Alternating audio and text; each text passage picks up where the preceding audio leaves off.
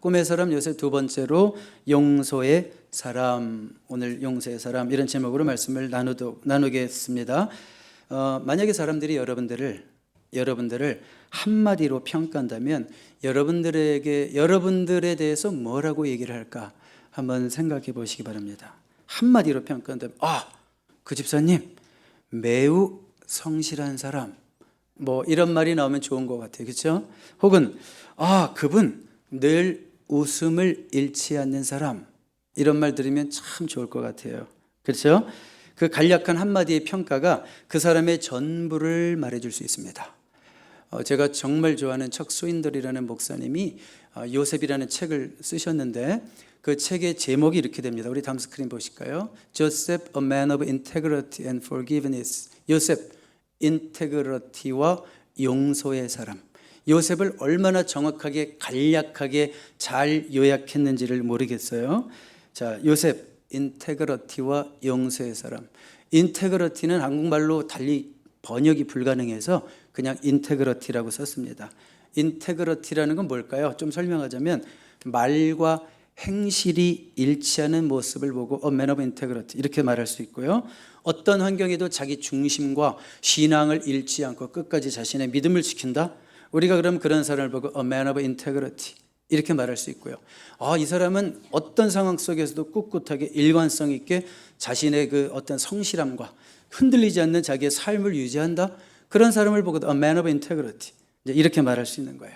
바로 우리가 지난주에는 A man of integrity, 인테그러티의 사람 요셉에 대해서 말씀을 나누었습니다. 어떤 상황에서도 흔들리지 않고 꿋꿋이, 유혹에도 굴하지 않고 꿋꿋이 어떤 자리에 있든지 하나님 붙들고 버티고 견디고 이겨냈던 우리가 요셉의 삶을 보았습니다. 자, 그럼 오늘은 이제 두 번째로 요셉의 두 번째 큰 특징이 뭐예요? 무슨 사람? 용서의 사람. 오늘은 용서의 사람에 대해서 말씀을 드리겠습니다. 자, 배경 설명을 잠깐 드릴게요. 요셉이 바로의 꿈을 해석하는 얘기는 잘 아실 거예요. 그 사건을 통해서 이집트라고 하는 그 당시에 세계 최강국이라고 할 수 있는 이집트라는 나라의 제2인자가 되죠. 그 와중에 요셉의 꿈대로 전 세계적인 불경기가 옵니다. 불경기가 와요. 그래서 야곱과 다른 형제들도 그들이 사는 이스라엘 땅에도 먹을 것이 없어요. 아주 경제적으로 힘들어졌다. 그렇게 얘기하면 됩니다. 그래서 아버지가 형제들을 어디로 보내요?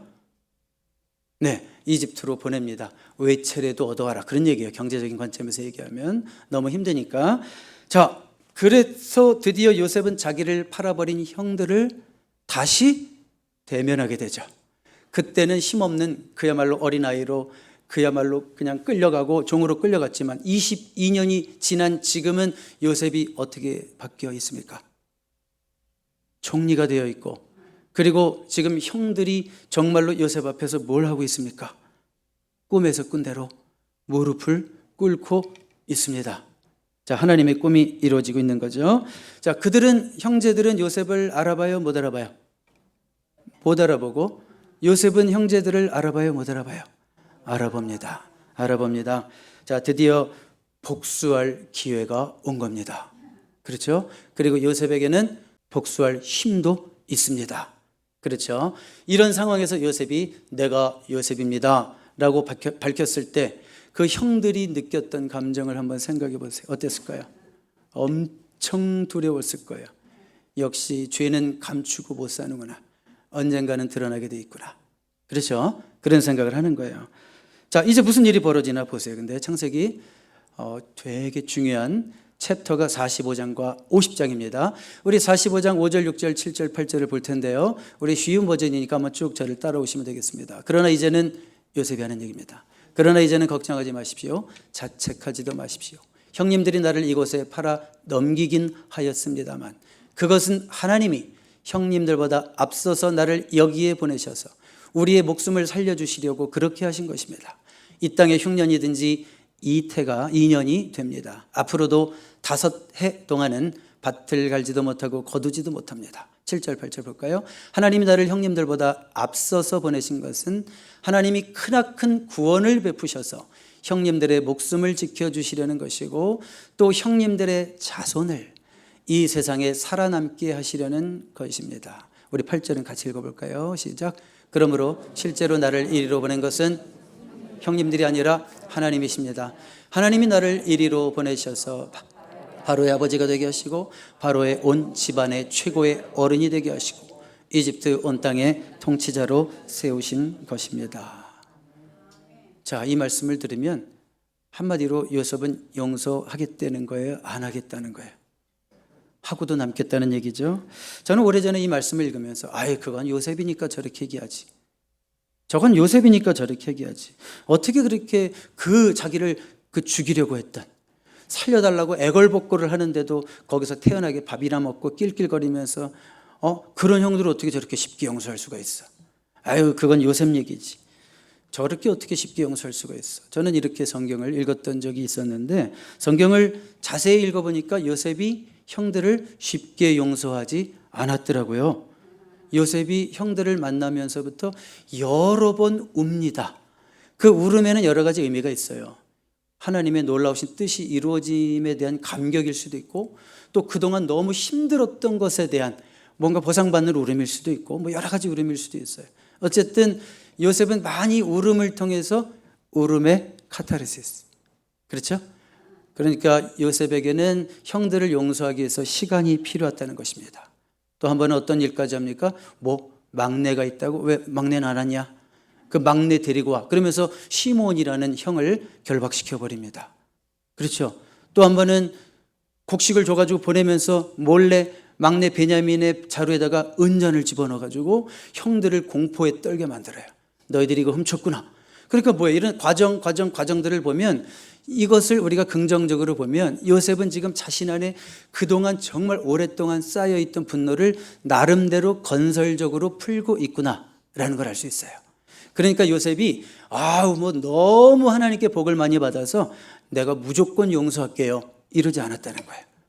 요셉도 여전히 용서하기 위해서 수고하고 애를 쓰고 있는 요셉이 시간을 벌고 있다고 하는 것을 우리가 기억해야 됩니다. 여러분, 심리학에서 말하는 분노 유압 이론이라는 게 있어요. 분노 유압 이론. 무슨 얘기냐면, 분노는 마치 압력 밥솥 안에 압축되어 있는 증기와 같다. 분노는 마치 압력 밥솥 안에 압축되어 있는 증기와 같대요. 압력이 높아지면 거기서 강한 에너지가 생기죠. 그래서 이게 잘못 폭발하면 어떻게 돼요?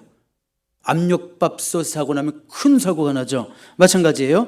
우리의 분노가 가득 계속 채우기만 하다가 잘못 뻥 터지면 큰 사고를 칠 수 있다는 거예요. 심지어 살인도 거기서 생기는 거죠. 분노를 잘못 다루는 데서 우리의 분노가 잘못 터지면 그렇다는 거예요. 그런데 여러분, 압력밥솥이 왜 안 터질까요? 스팀을 조금씩 계속 빼니까 터지지 않는 거예요. 요셉이 지금 말하자면 자기 안에 있는 분노를 이렇게 건설적으로 풀어내고 있다는 거예요. 그러니까 여러분, 요셉을 너무 위임 만들지 마시고, 요셉은 복을 많이 받았으니까 너무 은혜가 넘쳐가지고 괜찮아요, 생각도 안 나요, 옛날에 형들이 어떻게 했는지 생각도 안 나요. 요셉이 이런 인간이 아니에요. 요셉도 정상적인 인간이고, 그 과거를 생각하면 또 그게 막 끌어올라서 견딜 수 없을 정도로 괴롭기 때문에 형들을 바로 봤는데도 불구하고 당장 용서합니다 그러지 않고 이렇게 왔다 갔다 하는 거예요. 그렇죠? 자, 여러분, 어떻게 하면 우리 안에 쌓인 분노를 건설적으로 풀 수 있을까? 그것이 중요합니다. 무조건 참는 게 능사가 아니죠. 가득 담아놨다가 어느 날 뻥 터뜨리면 상대방이 놀라죠. 저 사람 왜 저러지? 왜요? 그 사람이 저럴 줄 몰랐거든요. 근데 그 사람은 그 안에 쌓인 게 있었어요, 그동안. 그러니까 그 사람이 참기만 하니까 나중에 못 참겠으니까 뻥 터지니까 상대방은 당황하는 거예요. 저 사람 왜 저러지? 그렇죠? 여러분, 어떻게 하면 분노를 건설적으로 풀 수 있을까요? 어떤 상담자의 말에 때리는 운동을 하래요. 어떤 상담자가 실제로 때리는 운동이 좋다 그럽니다. 분노 해소에는 때리는 운동이 제일 좋답니다. 권투, 배구, 축구, 배드민턴, 탁구. 왜 그래요? 어떤 분은 또 볼링도 얘기해. 어떤 목사님은 그분은 볼링공 굴릴 때마다 에이 저 못된 이러면서 굴렸대. 여러분, 때리는 거, 타격감, 전 축구를 좋아합니다. 발로 걷어찰 때마다 뭔 생각이에요? 어이구, 내 말 안 들어주는 내 마누라, 뭐 이러면서 찹니까? 때리는 게 실제로 좋다고 그러고요. 어떤 상담실에서는 분노를 처리할 때 실제로 샌드백을 갖다 놓고 사정없이, 이게 대상자라고 생각하시고 사정없이 때리게 합니다. 그러니까 이 타격을 할 때 어느 정도 분노가 해소된다는 거죠. 운동을 해도 얌전하게 앉아가지고 뭐 요가나 하고 이러면 스트레스가 해소가 안 돼요. 때려야 돼. 때려야 돼. 남편 때리지 마세요. 그렇다고 때려야지 해소가 되는 거예요. 자, 그런데 요셉이 샌드백 몇 번 친다고 해결될 분노가 아니라는 거예요. 왜요? 자기를 죽이려고 했잖아요. 자기를 죽이려고 했고, 그것도 살려달라고 하는 그 처절한 고통 속에서 낄낄거리고 웃으면서 자기들은 밥 먹고 있어요. 그러니까 요셉은 겨우 샌드백 몇 번 쳐서 풀릴 분노가 아니란 말이에요.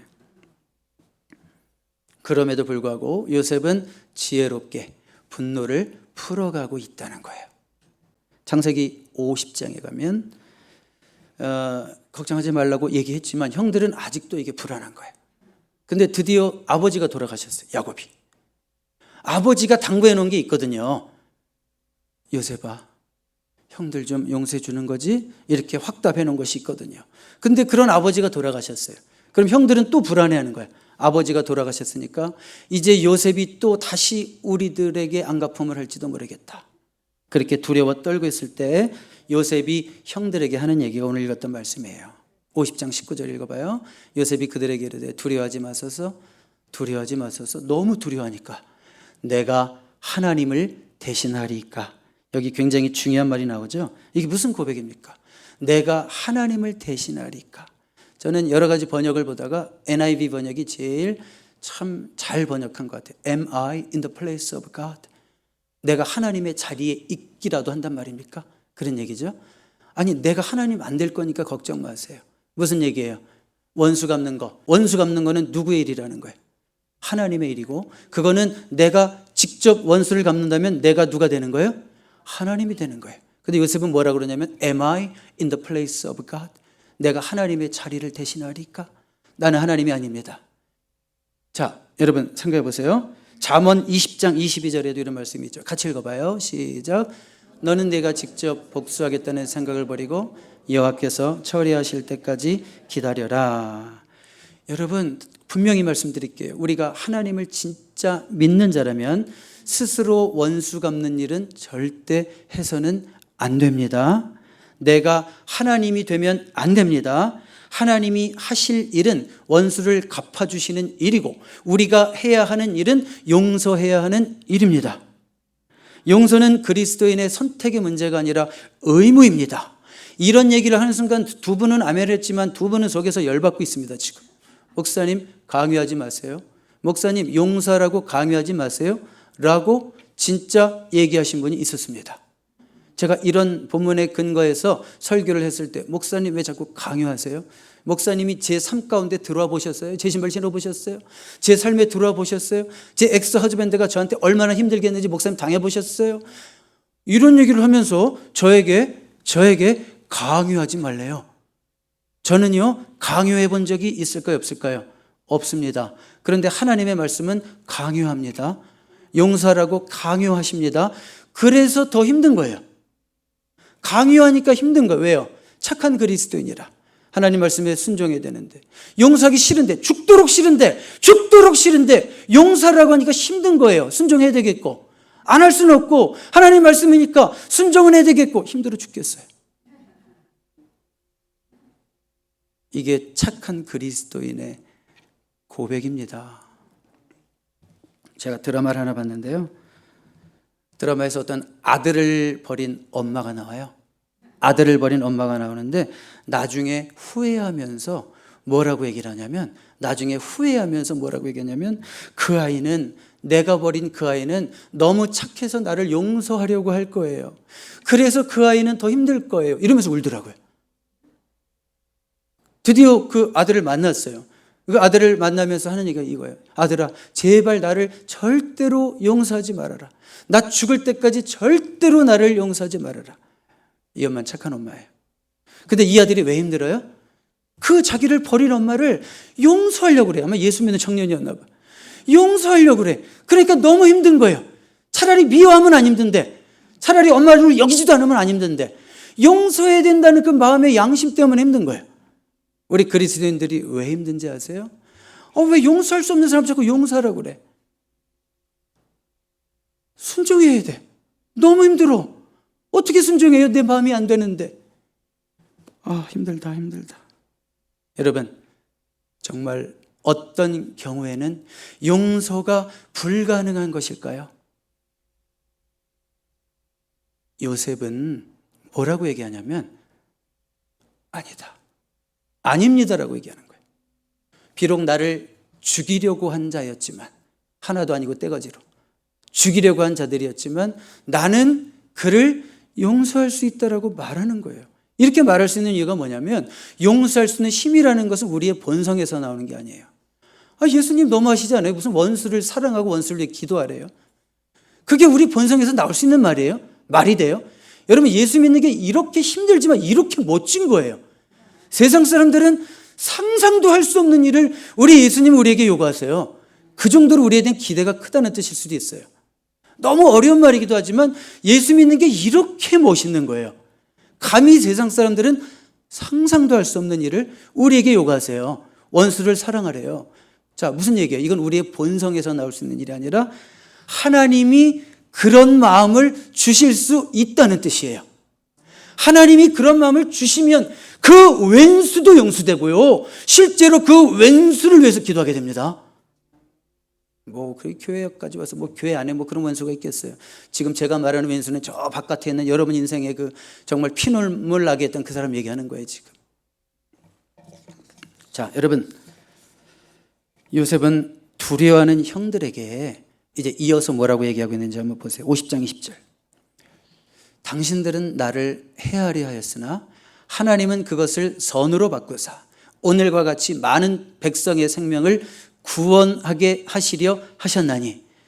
이것은요, 정말 요셉 신학의 정수가 여기에 있고, 요셉의 삶이 창세기 37장부터 50장까지 나타냈는데, 이 50장 20절, 저는 이것을 5020 프린시플이라고 늘 외치고 다녔는데, 이 말씀 한 절만 여러분들이 분명히 알면 그래서 용서할 수 있는 거구나. 여러분, 오해하지 마십시오. 잘못한 것을 잘했다고 하는 게 용서가 아닙니다.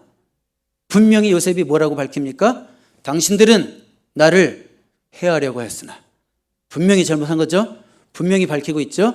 그럼에도 불구하고 용서할 수 있는 것은 모든 일어나는 일들 가운데, 역사 가운데 하나님이 운행하시고 계획하시고 주관하심을 믿기에, 그 일도 하나님의 계획 속에서 일어난 일임을 믿기에 나는 당신을 용서했습니다 라고 하는 고백이 이 말씀이에요. 하나님은 그것을 선으로 바꾸사 오늘과 같이 많은 백성의 생명을 구원하게 하시려 하셨나니.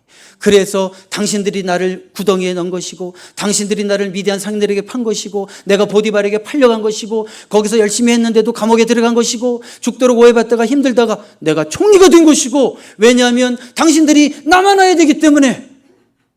여러분, 여기 성경을 자세히 읽으면 렘넌트라는 말이 나와요. 남은 자들이 돼야 하기 때문에. 여러분, 예수 믿는 자가 이 세상에 다 사라지는 것 같고, 하나님의 말씀이 막 땅에서 떨어지고, 요즘 TV에만 켜면 기독교 욕하고, 영화를 봐도 기독교 욕하고, 그러면 기독교가 사라질 것 같습니까? 정말 진심으로 믿는 자, 남는 자들을 섭리 가운데 남겨주셔서 그들을 통해서 다시 부흥의 역사를 일으키시는 때가 옵니다. 자, 하나님께서 그런 남는 자들을 남기시려고 요셉을 미리 애굽 땅에 보내신 거예요. 거기서 하나님의 그 때를 위해서 예비하시고 준비하기 위해서 남는 자로 삼으시려고 요셉을 먼저 보내셨단 말이에요. 이런 놀라운 사실이 깨달아지고 몸에 전율이 생길 정도로 깨달아지니까 요셉이 용서가 가능해졌다, 그런 얘기예요. 그냥 용서가 되는 게 아니라 하나님의 섭리가 깨달아지고, 하나님의 뜻이 깨달아지고, 하나님은 이렇게도 일하실 수 있구나, 내가 주님의 도구로 쓰임받았구나, 22년 만에 깨달았다, 용서가 되는 거예요. 아멘. 여러분, 여러분에게도 이런 놀라운 하나님 말씀의 깨달음이 있게 되기를 바랍니다. 그럴 때 용서하지 못할 사람이었고, 그럴 때 견디지 못할 상황이었고, 그럴 때 어떤 어려움도 극복하고 넘어가지 못할 것이 없게 될 줄로 믿습니다. 바로 용서는 우리의 본성에서 나오는 힘이 아니라 하나님이 우리에게 주시는 힘이고 깨달음을 통해서 우리가 할 수 있는 것이 용서임을 믿습니다. 기도하겠습니다.